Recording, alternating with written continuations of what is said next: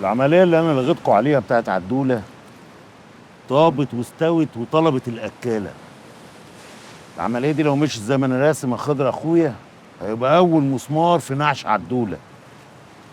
المرة دي استلمت شحنة خشب كبيرة قوي بتتشون الوقت في المينا. تقديريا كده دافعة فيها أكتر من نص فلوسها. الله، دي ضربة توجع. توجع إيه؟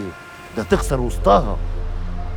بس عشان الأمانة وعشان تعرف إن أنا نيتي صافية، المعلومة دي اترمت في حجري من أبو جازية. أبو جازية اللي أنت كنت عايز تخلص عليه وأنا قلت لك روق عشان بس تبقوا تسمعوا الكلام. حبيبي يا ابو جازية، طول عمرك اصيل. انا هكلم الرجاله ويلا بينا نطلع على المين. لا ليه؟ عشان احنا هنقسمه نفسنا اتنين. مجموعة هتطلع على المينا والمخازن وتجيب الخشب كوم تراب على الأرض، والمجموعة التانية يا خضر انت على راسها هتطلع على بيت عدولة تزعلوها في اللي تقدروا عليه كله، ولو اتكعبلت في وصلات الأمانة تحضر معاك.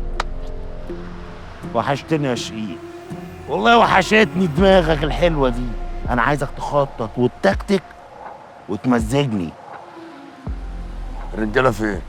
على تليفون. ماشي، الليلة دي الناهي.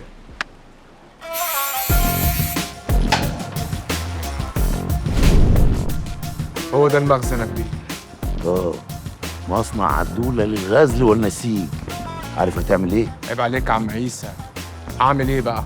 تهبل يا نصار. دبة رجالة، عم جي لك وزعيم تشكيلة. أنا عايز المطرح ده كوم رماد، بس بصراحة بردان عايز أتدفى. أنا يا منصور. يلا شحات. ربنا يوفقك في اللي هتعمله. يوفقنا، ده أنا عايز. يلا.